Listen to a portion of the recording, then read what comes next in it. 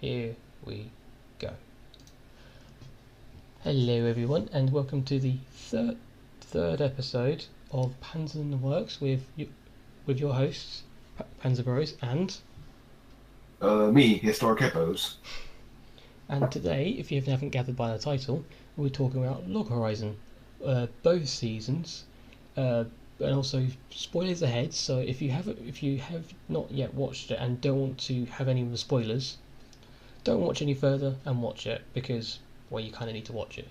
Uh, Season 1 was late 2013 to early 2014, Season 2 late 2014 to early 2015. Each one is 25 episodes each, with about an 8 month gap between the two seasons, which is really weird to think about it because usually they have like a good couple of year difference between each one. And simply, Log Horizon is based in, well, the game Elder Tale, and an event called the Apocalypse happens, and it's supposed to be a new expansion, but everyone gets trapped in the game who was logged in at the time. Oh, and brief disclaimer: this entire anime is another one of those. Oh, we're trapped in a virtual game or a virtual world there with like no way out kind of thing, kind of like Sword Art Online. Although there's a couple of differences, like you don't die if you die in the game, you don't die for real, you respawn, but you do lose a couple of memories along the way. Uh, Later episodes in season one explain that. In fact, unlike Sword Art Online, Log Horizon feels more true to they go more in depth of game mechanics and stuff and how it translates over into real life if they ever combined. Yeah, And yeah, we're going to be making a lot of comparisons to that anime, so it's yeah, brace yourselves. it's highly inevitable, but I'll refrain from talking about it too much. I don't want it to be too I don't know how I'm going to put it, but too much of just getting really worked up about Sword Art Online. So we're trying to give it to a minimum, but it's just a comparison, just because they're both trapped in a pretty much a VR MMORPG, a mass multiplayer role playing game. But there are very noticeable differences between the two. They're not just one of them isn't a clone of the other one, for example. So anyway, to continue on the first subject, characters, and this is where it vastly departs from the previously mentioned SAO. The characters are very diverse, and there's a lot of them. You have, Uh, yeah. Oh, did you say something? no, I'll just agreeing with you. Yeah. First off, we got our usual power trio. Our main protagonist is Shiro, um, who is not unlike most frontline combat-based player character, but rather the strategist support class. Well, his class is Enchanter, which is pretty much a magician. He summons spells. He's at the back here. You can. It's not like a proper healer, but he can summon all these spells which can damage opponents, buff his allies, stuff like that. Also known as the villain in glasses. And yes, yeah, he's damn smart when it comes to like coming up with schemes, and you could make a drinking game out of how often he adjusts his glasses. Oh, In fact, it's not just him. It's everyone. Everyone does it. Even the people without glasses do it. yeah, because Shiro does it so often. Yeah. I would so guarantee if you actually try and do that, take yeah, take one. Well, every single time that happens, probably won't survive to the end of one episode. It happens so often, but that's them really. Um, another character is Natsuku, who is the tank. In MMO terms, that's just the big guy who's supposed to take the hits for the team. Yeah, I think it's supposed to be his class is Guardian, I think. But there is a running gag with him with Atsu- Atsuki, the ninja. Yeah, Natsuki. Yeah, yeah. There's a running gag of No, wait, no, sorry, it's not Natsuki, it's Akatsuki. Akaski. Yeah, I was gonna butcher her name anyway, but yeah, there's a running gag between the two of Natsuki would save, try and save panties or whatever, and just get kicked to the next city or whatever. Oh yeah. That running gag a lot goes through both seasons. Although in the second one, it's backed up by I forgot what the guy was called, but it's this, the one who's supposed to be protector of a lake, and he's supposed to be gathering all information on history and whatnot. It kind of combines with him as well. Well. Hmm. Oh yeah, and Natsuku, the tank, is a very open pervert. Yeah, very, very open, in which, yeah, it annoys some people, but some people are just used to it. I just think Shiro's just used to his antics. Yeah, yeah, he is. Especially since like there's like brief hints about their long history they both of them have playing together. Yeah, in the Tea Party, it's something Tea Party, but Debauchery Tea Party. that's it. It's him, and there was a good like 30 players in that, which wasn't technically a guild, but it was a group of members just come together to defeat the hardest dungeons in the game. And everyone was like, whoa, whoa, whoa, so what is 30 people doing? And yeah, but then we have our third character. I think you mentioned for Akatsuki, who is the ninja, or technically her Assassin. in-game class is assassin, but Yeah, everyone just like calls her ninja because of her abilities. yeah, and prefers to be called Shiro Lord for the beginning part, although it starts to build a relationship throughout the seasons. And oh yeah, despite Akatsuki's appearance, she's much older than one assumes. Yeah, which actually explored in some parts about where made her made it quite hard to make her friends of a similar age, just because she was that small compared to everyone else. Although her and Shira are of a similar age, I believe they're both like at late college, uni kind of age. I'm not sure the actual ages of them, but it's somewhere around there. Yeah, somewhere around that. And I think Natsuku is confirmed to be somewhere in his 20s because he has a job as a salaryman in the real world. He's a salary man. Well, I didn't expect that. And another noticeable character is Naita, the werecat. Yanta? Naito, that's it. Pretty. He's always cool-headed, just because, well, he's a werecat. He's part cat, so, and also ends everything in ya because he's a Or cat. at least if you're watching a sub version. Then it's meow. Yeah, yeah, Yanta, who is like it's kind of like Skyrim, where your character can be a non-human person. Yeah, but they still have usual arms and legs of a normal human. It's just covered in fur and the heads of a cat instead of, well, human. Uh, um, you've only watched the sub version. I've only watched the dubbed version, but Yanta's English dub voice is majestic. Oh yeah, it's the same with the sub as well. It's the kind of person you'd always want with you, just for backup and just calming you down and then making everything a lot better. Have you actually heard what he sounds like in English? Not as of yet, but when I get around to it, I do plan of watching it in dub when I have the chance, because I have a lot of shows on the go and there's plenty to look forward to. Yes, his English dub voice must be heard to be witnessed. Like I said, it's majestic. At first, it's not what you expect, but give it time and it just works. Yeah, it's King Crimson. It just works. And other characters which appear relatively often, you have Seta, which is the guild leader of West Wind Brigade, the one which was popular with the girls, which everyone else in the Uh, guild is the girls, apart from that one guy. wait, who again? Uh, the only it's Setna or whatever their name is. They're the samurai, but they're leader of the West Wind Brigade. Short? No,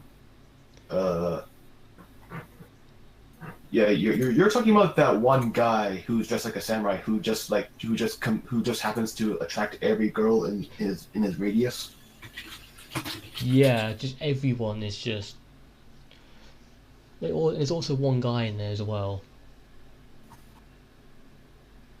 Although it's very entertaining when sometimes some of them try and get dragged off or something, or try and even touch him, and it's like they all go all berserk. It's like they're all yonder at some points.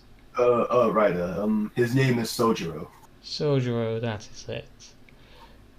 But yes, although he doesn't appear a huge amount, I find him reasonably interesting in terms of he's usually calm in most ways until sometimes Oh it yeah, goes completely yeah. That berserk. one moment in season two where yeah, his buttons are pushed, but that's kind of a spoiler in itself. Right. I think going back to the plot or setting, this is an MMORPG, and just like most MMORPGs, or at least as far as I know, you players can like gather in what's called guilds, which are Yeah, basically just like gathering places. Each guild will have like their own members, their own rules, their own aesthetics, such and such. yeah, there are names, but they can join. It's supposed to be better for communication and better for earning better bonuses and going into raids and going up against other guilds and whatnot, and just sharing stuff. It's generally just a massive team effort, really. It is a clan, really, but it's a guild in terms of it's a lot larger, because here you can have ones of several hundred. Yeah, and with so many guilds that are present in the shows, there's going to be a lot of characters. Like seriously, there's going to be a lot. Yeah, so because pretty much every single one of them, they have their own screen time and to build up their character, which I personally found really good in terms of just it don't just focus on the main characters. Everyone has their time to shine, really. Like like the younger ones when they in season two when they go off to try and find that bag which can fit many things in. That's a good couple Uh, episodes. yeah, I think I know who you're talking about. Yeah, when they meet Row 2, which is technically Shiro, but isn't. Oh, that's a long story. That's a long story. I'm not going to explain it here, but it's a long story. Just pretty much, it's something like so. It's supposed to be Shiro's other avatar or something, His avatar from the beta account. which for some reason appears. But yeah, and weirdly enough, the actual show is not called the game. The game's actually called Elder Tale instead of. Well, and then to be honest, the guild of Log Horizon doesn't appear until a good couple of episodes into season one. So it's Oh interesting yeah. to call it that. Initially, Shiro, like most members of the debauchery tea party, they weren't in a guild of any sort, and Shiro has his own reasons for not being part of any guild until until everyone who's played the game find themselves in the game world and just they're like they don't know what to do or what they should do, and Shiro decides like enough's enough. He's gonna like actually roll up his sleeves, get to work, and actually try to make the game world a livable place. And that's when he makes his own guild, which he calls Log Horizon.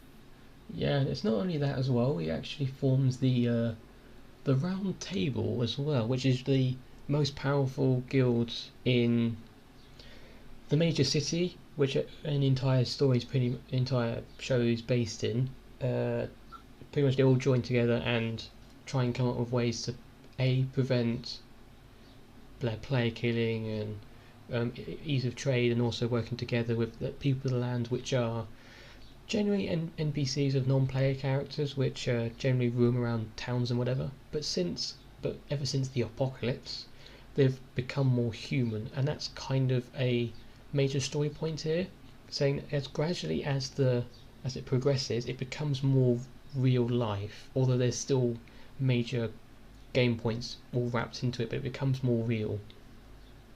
Yeah, it's like the disconnect between what you initially assumed playing the game, and then all of a sudden you're like it's like the game world is real life now, and that you have to like change accordingly. Yeah, like quite early on actually, where they actually discover they can actually even as people, as long as they're a cook, they can cook food, but generally the food would be tasteless, but if you actually get the raw ingredients instead of making it via the console, it would actually appear like real food, and that was the gist of the first couple episodes, to actually form up the round table and get enough money for it. Oh yeah, like early parts of season one, it's spent on the characters just like exploring game mechanics and how it can affect real life. Like just like you said, like nobody dies, they just respawn. Food you can't food any food that's you made in game using the user interface tastes like garbage unless you actually cook them realistically, which is they actually taste something. Yeah, it's and then to gradually building more stuff as well. So like build steam engines, they start building ships, they start building stuff as like it's actually real life instead of it's just a game. But as I said before, there is still game parts which are heavily into it, like levels, MP, HP, stuff like that. They are still really embedded into it, not just And the on the whole sidelines. user player interface. Oh yeah, and player interface which sometimes appears when they introduce a new character, or when a new map or a new area is shown. It comes up with all the statistics for it, saying it needs to be at a certain level to enter it, what region it is, and where it is on the server, or whatever, so and so forth and so forth. But Yeah. but yeah, also the in general map is called, general map. It is Japan, but it's called Yamato, and it's half the size. But it actually starts increasing in size. Because again, the game world is now becoming the real world. Yeah, and there's certain things which started to appear, but all ones in the original game, or there's parts they forgot happened in the previous game, like the Return of the Goblin King. Everyone was too concerned about what was actually going on, and to not realizing, oh, remember that event of the when the Goblin King starts coming around, so we've got to kill him before he becomes too powerful. But they completely forget about that, so he becomes very powerful. Oh Yeah, yeah, that. yeah. Which kind of brings on to the general, well, story as well. Just there, because there are clear arcs in the story, but they all wrap around together personally quite well, because everything builds off of one another, and you can tell it builds off of one another. Although you could watch each arc individually, but you don't get the full experience of actually watching the entire show. I'm not sure if there's like any noteworthy arcs for you, but I think one of them I did enjoy was when they actually formed the round table when they were selling the burgers, and then Oh eventually, yeah, yeah, yeah. That's the thing about Chiro. A little bit of spoilers, but he manages to pretty much form a nation inside of the game world. It all began by him starting a fast food chain. yeah. I'm surprised it wasn't on the US server or something, but yeah, to be honest, quite entertaining really. And then they managed to get a couple of the other guilds to donate a bunch of money to them so they could buy the guild hall, which all the guilds could go, but made it in such a way so if a guild go into wouldn't let's say a couple of people went against the round table's rules, they would be banned from entering it, which is quite clever, but it's kind of forcing them against their own will. But the point of it was just to set up rules in which all the adventurers, which are players, would follow. Yeah, that was like I believe Shiro's backup plan. If he couldn't convince other guild leaders to form the round table, then him buying all the guild buildings and using the threat of like a banishment was his backup plan. And I think it's even implied that he had another backup plan in case that didn't work. That shield for you as a backup plan of a backup plan. So although everything's thought through incredibly well with him, even though he just works through paperwork like none tomorrow sometimes, and doesn't have any time for spares or whatever. I just spare time just to actually go out and enjoy stuff like the many festivals which occur throughout the show, thanks to the leader of the Crescent Moon Alliance. which constantly wants to have festivals to cheer everyone up. Although there are people incredibly depressed because they're stuck in that game. Hmm. In which it does actually explore a little bit into it, especially when they go on when the younger members go onto the route onto a different part of the server, and they just encounter a group of people which are finding a way of trying to get into the real world. Oh yeah, that's in season 2. Yeah, which well, it did say there were spoilers ahead right at the beginning, so but it's much more realistic in how it's portrayed how people would react to being stuck in a game. Especially early on in season 1. It's been said that like a lot of players went around like player killing because they're in a game. Death is only temporary, so you may as well and since they have nothing else to do, they may as well just have fun. Yeah, and that kind of leads into an earlier arc when they have to go up north and encounter Demi, Demikos? the guy with the purple hair. Which, if you watch it in the sub, it's the same voice as how I forgot his name. Just pretty much just Sekaiichi. Wait, does he have Stroheim's voice actor? Yeah, in the sub, it's the same guy, which makes it quite entertaining because, especially when it comes to season 2, when they are in the middle of the raid and whatever, and when he's shouting, Yeah, you can tell it's him. and they find out that he's actually married. Yeah, which makes it even more entertaining as well. So how is this guy married? But you can tell it's him when he shouts. You can tell. It's the certain way he shouts, and you can tell that it's him. I'm surprised they didn't put any references in it. I'm really surprised, but yeah. Well, I think this came out actually early before part 2, so I doubt they put anything in. Well, you can't. Well, JoJo Bizarre Adventure is pretty popular, but you can't expect a reference everywhere. Yeah, There's a certain limit. Yeah, unfortunately, but it was nice to see a couple of voice actors to come and to actually be used in several places, and you see so there's a certain character they're really good at playing, like him. He's good at playing that type of character very well. Yeah. So basically, I think long story short, this series is pretty vast, like character wise, setting wise, the amount of stuff that goes on, either explicitly or in the background. And So I think we should move on to a different topic, oh yeah, the music, the opening scene, the opening song. yeah, it's personally I'm not a fan of rap, but the chorus on the opening database is fantastic. I have to say. Wait, do you really think that's rap? I don't know. I No, never really thought no, it was rap.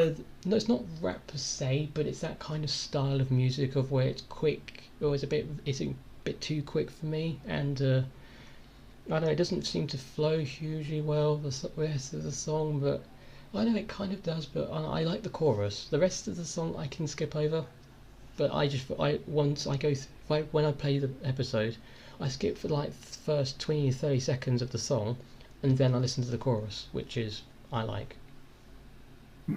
Oh yeah, I don't know any other anime does this, but Log Horizon is notable for using a pre-existing song for the opening, and not like an original anime tailor-made song. Yeah, and also used for both seasons as well. They didn't bother to change the song. Although Because it was that because like people liked it that much. yeah, although the ending music did change, but no one really takes a huge amount of attention to the ending songs, but they're still very good. They're good to wind down the episode, which generally has Atsuki walking around and doing stuff. Yeah. Although I have to say the rest of the music, I didn't really notice it at all. It's there, but you don't notice it. Apart from the opening endings because of course you notice it, but the rest of the music I didn't hugely notice.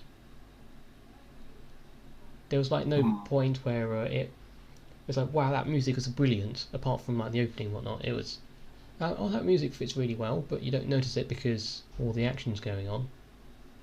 Or you mean that the anime OST isn't that memorable compared to the opening? Yeah, it's it's because guaranteed I wouldn't in like in a year or in a couple of months or so I wouldn't go out of my way and listen to the OST again directly on its own. But compared to say like Gurren Lagann, probably butchered the name again, but I would go out of my way and listen to the OST again and again and again because it's just that good. Although Good, try good luck trying to find it on YouTube. especially if you're trying to look for a particular one. It's like, well, like I know what it sounds like, but I just don't know what the title is. Generally, if you type in like a phrase or something into Google or something, it might come up with it. I'm not sure. Like a lot of those songs are instrumental, and Oh even if you yeah, do type in a part of the lyrics, it's no guarantee that it'll actually be part of the song. Like going on a tangent, the song "Fortunate Son." People just call it "It Ain't Me." unfortunately, yeah, sometimes it doesn't work. But sometimes if you just type in OST and if you get a full list, you can listen through each one of them and realize, oh, I remember that one. I remember that one. I don't remember that one. That one sounds amazing. That one doesn't sound as good, and so forth.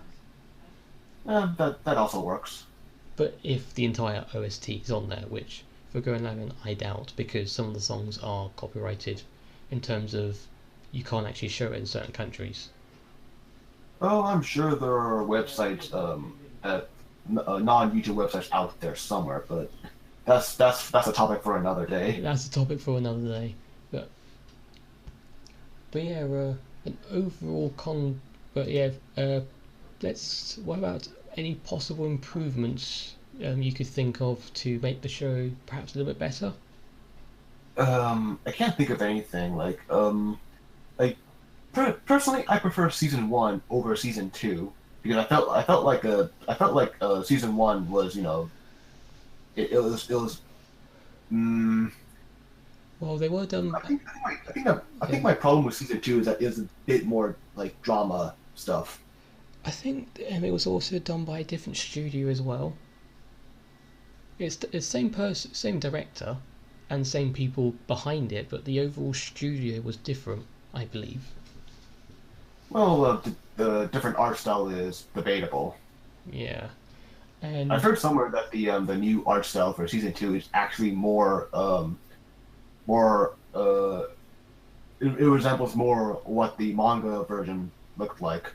ah, well, sometimes that's good, sometimes that's not as good. So it just depends on the how how the manga looked. In this case, I don't think it didn't look too bad. So, but personally, I think overall the certain parts of the scenery and whatnot could be improved in terms of how good they look. Although most of it is just cities and overgrown routes and that. But yeah, I prefer season one over season two. I just felt like season two was like deviating away from the game stuff or game or like working with game mechanics and stuff. It's just like dealing with more human elements. Yeah, which is it's good to have, but sometimes you don't want it, and you want it to be more. Needs to because sometimes yeah, I agree in terms of sometimes season two you forget it's actually you're still stuck in a game. Sometimes you forget that until it reminds you. But in season one, you're always reminded we're stuck in a game. The people of the land, they're NPCs. We're adventurers. You constantly get reminded it, which some people might find it annoying, but it's good to reminder just to remember what the show is actually about. Also, is it just me or in the first season it's established that they don't have any means of going back home, so they may as well make themselves comfortable and make their new world one to live in. But in season two, it's like, oh, there might actually be a way back to go back home, so we're gonna explore that. It's like I'm like, then what's the point of like trying to make a world to live in? I don't know, and it's what I remember it's like Cheryl pretty much saying, "Oh, I don't want to. If we do leave this world, I don't want to leave it bad and they're left in a state of disrepair for the people of the land." Although there was an idea they had right at the end of season 2 of just why don't we just combine? Why don't we just connect them so we can go back and forth? But I'm not sure how far that goes because that was the ending with I've not even because they ended up talking to a former part of the Tea Party as well, which was stuck on the Chinese server, which has its own dedicated episode halfway through, which personally broke the flow a little bit. Oh, those characters. I think they have their own spin-off manga. Yeah, I wouldn't be surprised. They are really interesting characters, but in terms of the show, you just had one random episode just right in the middle. Just oh, these characters exist. But yeah, apart from that, I think there's not much to improve on it really. Because if you compare it to its competition, it kind of wins in almost every way really. Yeah, I mean, I've never seen Sword Art Online, so I'm biased, but I would definitely prefer Log Horizon. Yeah, you wouldn't really take much from Sword Art Online just putting into here, but there's one thing I would take from Sword Art Online and put it into Log Horizon, and that is some of the scenery and some of the the animation team as well. So especially for the action, because I'm not sure if you've ever seen like any of like the screen. You can pretty much take screenshots of some of the amazing views which are displayed in that show. Although the rest of it's kind of bad, but the views are amazing. I haven't seen any, so I'll have to investigate on my own. Yeah. Well, there's some of them I find really good. So if they somehow brought some of that, but not too much of it, like into this, and just make things look a bit nice and make things a little bit nicer, and just wow, it looks fantastic. It's massive, massive valleys or whatever. Although maybe granted, sometimes, especially when they're in like the cities, it wouldn't work as with the general view of how everything's supposed to look in terms of abandoned buildings and overgrown weeds. So, anyways, yeah, I would definitely recommend Log Horizon. Yeah, I think we're coming to a general trend of recommendation really of just everything at the end. But yeah, this show is really good in terms of if you like the idea of something like Sword Art Online, but you didn't really like Sword Art Online, but you like the idea of being trapped in a game, brilliant.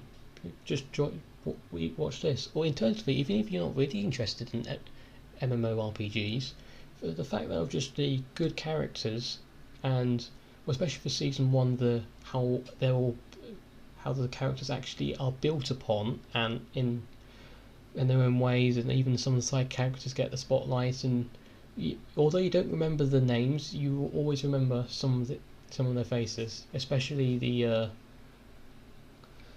damn, I forgot his name, but it was the blonde one, which was previously a part of the people of the land, but ends up becoming an adventurer. Oh, Yeah, him. Rundle House Code. Yeah, him.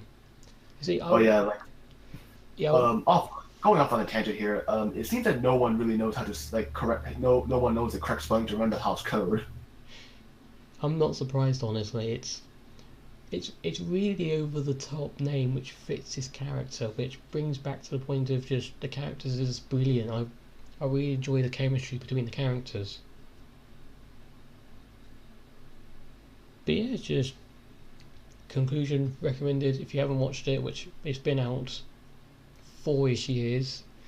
Watch it. Hopefully they make a season 3, but there's no word on it at all. Of any new season, OVA, nothing. Nope, not at all. Shame really, because it would be really nice to have a season 3 and continuously build onto it, because I know it has even more potential above and beyond, but maybe it just got swept aside thanks to Sword Art Online. It's just it just flooded the entire scene for around that time. But well, back to a happier note. The Horizon definitely brilliant. Well, although there's some bits can be improved, and season 1's better than season 2. I think we agree on that. Yeah. Good. But yes, overall good.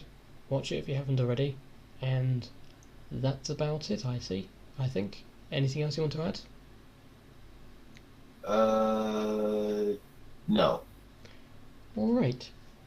And I've got nothing else to add. So, thank you all for watching, or listening. Really, there's nothing really going on, but any recommendations, feel free to say. But they'll have to fulfil a couple of guidelines. Really, just we've both either got to watch the show or play the game or whatever, so we actually both know actually what we're talking about, and generally something that you can actually talk about for over half an hour, not something which only lasts like 5 minutes or whatever. Preferably something on a larger scale, like like a season of a show or an entire show or a game or something like that. But apart from that, that is it. Thank you for watching. I have been Panzer Bros. And I'm Historic Hippos. And goodbye. And well, if you haven't watched the rest of them, go watch them because it's the kind of shows we actually enjoy. But who knows, you might enjoy it as well.